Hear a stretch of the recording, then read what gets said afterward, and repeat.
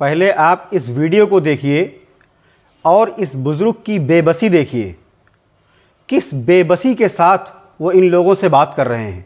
काय का पैसा आहे आणि काचे लेके आ रहा, कहाँ पे जा रहा, हाँ आणि क्यों लेके जा रहा, कायला घेऊन चालला आणि कितने जन खाने वाले तुम। ये मैंने आपको एक वीडियो दिखाया, इस तरीके से हर हफ्ते में एक दो वीडियो देखने को मिल रही है, जहाँ पर मुस्लिम मुसाफिरों को, चाहे वो ट्रेन में हो चाहे इसके अलावा कहीं और पे भी हों, वहाँ उनको डराने धमकाने और उनको एसआर के नारे लगाने पर मजबूर किया जाता है। वो बेबस, मजबूर, मोहताज, परेशान मुसलमान ये जानते हुए कि ये गलत है लेकिन एसआर के नारे लगाता है। लोकसभा इलेक्शन के दरमियान जो लॉलीपॉप मुसलमानों को दिया गया था इंडिया अलायंस के नाम से, आप सवाल कीजिए कि वो इंडिया अलायंस इस वक्त इस हिंदुस्तान में है भी या नहीं, या उनको मुसलमानों पर बीतते हुए ये हालात, गुजरते हुए ये दिन दिखाई नहीं पड़ रहे हैं। अब वो लोग नज़र नहीं आएंगे जो लोग मुसलमानों का वोट लेने के लिए मुख्तलिफ़ किस्म के बहाने से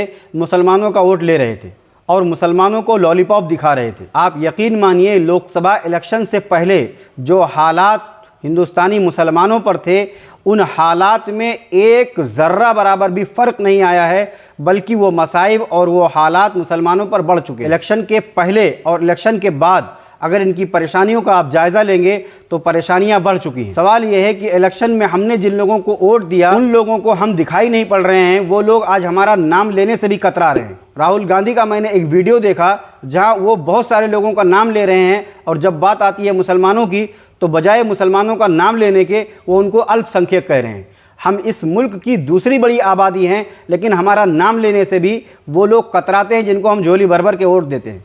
मैं इलेक्शन के पहले भी ये बात कह रहा था कि मुसलमानों, आप इंडिया अलायंस का साथ दो या किसी का भी साथ दो, आपके हालात बेहतर नहीं होंगे। ये मैं हवा में बातें नहीं कर रहा था, कुछ सोच समझ कर ही बोल रहा था। मुसलमानों, तुम्हारे हालात उस वक्त तक बेहतर नहीं होंगे जब तक तुम अपने आप को वोट नहीं दो। तुम इंडिया अलायंस के नाम पे, महाइत्तेहाद के नाम पे, महाविकास अघाड़ी के नाम पे जिन लोगों को वोट दे रहे हो, ये आपके मसाइल पर, आपकी मुसीबतों पर एक जुमला भी बोलने वाले नहीं हैं। जो मुस्लिम उलमा इंडिया अलायंस को वोट दो सपोर्ट कर रहे थे, जो इंडिया अलायंस के लिए वोट मांग रहे थे, आज उनकी भी ज़बानें खामोश हैं। वो एक जुमला भी मजलूम मुसलमानों के लिए बोलने के लिए तैयार नहीं है। जिन लोगों ने ये ऐलान किया था कि मुसलमानों ने वक्त पर अच्छा फैसला लिया, आज वो लोग मुसलमानों की परेशानियों को देखकर एक जुमला भी नहीं बोल रहे हैं, एक स्टेटमेंट भी नहीं दे रहे हैं, एक मिनट गुफ्तगू करने के लिए मीडिया के सामने वो तैयार नहीं है। वो ये कहने के लिए तैयार नहीं है कि ए इंडिया अलायंस वालों, हमने तुमको झोली भर भर कर वोट दिया, आज हमें रास्तों में रोका जा रहा है, आज हमें मारा जा रहा है, आज हमारी मॉब लिंचिंग की जा रही है, तुम कहां चले गए?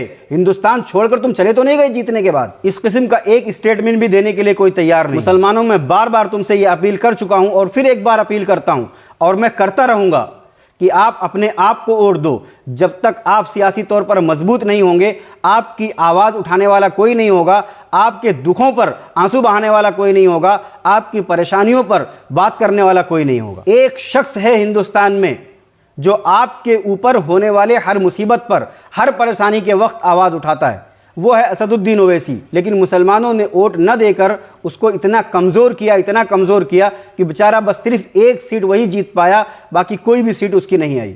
और हम लोग वोट किसको दिए? इंडिया अलायंस को।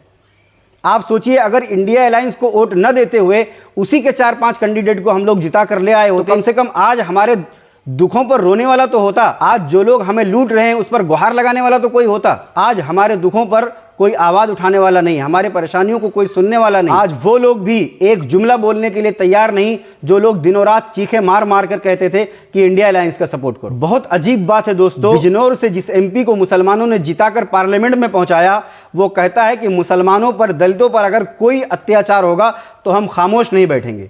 यानी वो अभी इंतजार कर रहा है कि होगा। वो क्या नाबीना है? उसको दिखाई नहीं पड़ता कि मुसलमानों पर अत्याचार हो रहा है, मुसलमानों पर जुल्म हो रहा है? उसको तो बोलना चाहिए कि मुसलमानों पर जुल्म हो रहा है, मैं खामोश नहीं बैठ सकता अब। यानी वो इससे बड़े किसी हादसे को जुल्म समझ रहा है, इसको जुल्म ही नहीं समझता। ये आपके लिए एक सिग्नल है, या आपके लिए एक अलार्म है कि ऐसे शख्स से भी होशियार रहिए, क्योंकि इससे पहले यही कुछ आप दिल्ली में जिता करके एक शख्स को देख चुके हैं। मुसलमानों, आप अपनी लीडरशिप तैयार करो, आप अपनी सियासी क़ुव्वत तैयार करो, आप खुद सियासी एतबार से मजबूत बनो, जब जाकर के ये मुसीबत, ये परेशानियां रुकेंगी। इलेक्शन के वक्त आप बात सुनते हैं 2, 4, 6, 8, 10 उलमाओं की, और इलेक्शन के बाद वो कहीं भी आपको नज़र नहीं आएंगे पूरे 5 साल तक। चाहे जितने बड़े हजरत हों, वो हजरत लोग कहीं नज़र नहीं आते हैं, फेस आपको करना पड़ता है। और आपके ऊपर टूटने वाली मुसीबतों पर आवाज़ उठाने वाले भी वो 8-10 उलमा नहीं होते हैं, वो खामोश होते हैं। वो एक मेमोरेंडम भी देना नहीं चाहते हैं, वो एक एहतजाजी जुलूस भी निकालना नहीं चाहते हैं। तो ऐसे हजरत लोगों की बात आप इलेक्शन के टाइम सुनते क्यों हैं? आप ऐसे शख्स की बात सुनिए जो 5 साल आपके लिए बोलता है, जो हर वक्त आपके लिए खड़ा रहता है, जो ना सिर्फ अवामी मैदानों में बल्कि अवामी मैदान से लेकर पार्लियामेंट तक आपकी आवाज़ उठाता है, आपके हर मुद्दे पर बोलता है, आपके होने वाले हर जुल्म के खिलाफ वो बोलता है। आप उसी को मजबूत कीजिए। आप इन गिने चुने 8-10 मौलवियों के चक्कर में क्यों पड़ रहे हैं? के पास तो करोड़ों की प्रॉपर्टी है, ये अपनी प्रॉपर्टी बचाने के लिए आपका वोट किधर भी मुंतकिल करवा, लेकिन उसके बाद 5 साल आपको झेलना पड़ेगा। गौर करो, सोचो, आने वाले इलेक्शन में अच्छा डिसीजन लो। आप इन गिने चुने 8-10 मौलवियों के चक्कर से बाहर निकल जाओ, अपने ज़मीर की आवाज़ पर आप वोट देना सीखो। खुदा ना करे कि आपको भी ये दिन देखना पड़े और आप इसी बेबसी का, परेशानी का शिकार हो जाएं और आपके बारे में भी आवाज़ उठाने वाला कोई ना हो।